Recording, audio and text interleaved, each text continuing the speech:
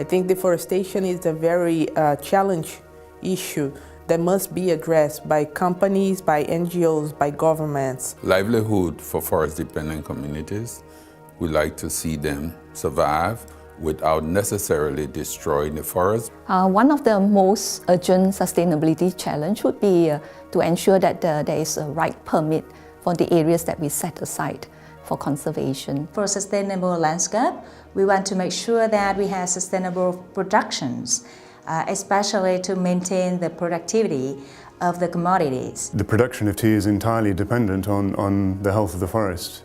So if the forest goes, then production is going to be vastly diminished.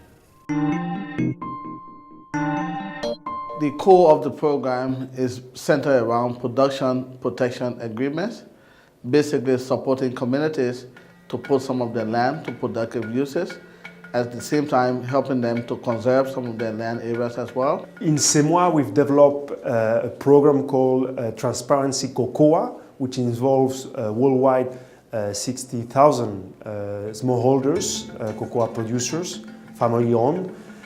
In particular, in Ivory Coast, it involves 20,000 smallholders, family-owned producers. Whenever you improve their standard of living, you improve even the productivity of the amount of cocoa they produce per hectare, it helps them to avoid to look for other options. What is a very success story right now in Brazil, it's the intensification.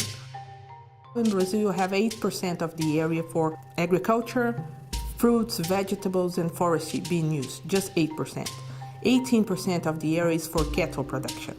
If you use only half of this cattle production, you free 9% of the area. So you have enough area to double the productions of grains, fruits, and vegetables, and also forestry. We are working, for instance, directly with the independent smallholders. There we can see a business case. We can see already an improvement in quality. We can see an improvement in yields. We can see how they start to interlink to our mills directly, and how we can have discussions around conservation.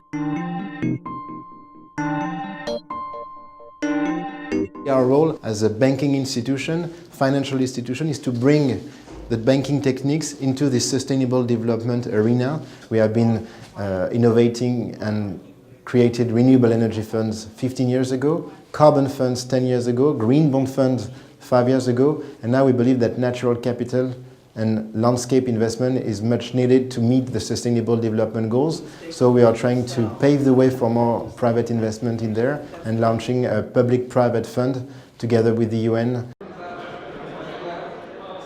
Commercials obviously are important. Every business has to turn a profit. We are not going to be able to make any contribution to sustainability if we don't continue to be successful as a business. However, if you actually want to be successful not just now, but in 2 years, 5 years, 10 years, maybe even 20 or 50 years' time, and M&S has been around for over 120 years, so we do have a long-term ambition. We're not going to achieve that if we don't achieve sustainable agriculture to give us the products that our customer wants at the price they want, at a price that allows farming to continue. We as a palm oil company are working on 10,000 hectares, which may sound a large figure of hectares, but it's actually only 5% of the non-forested land there.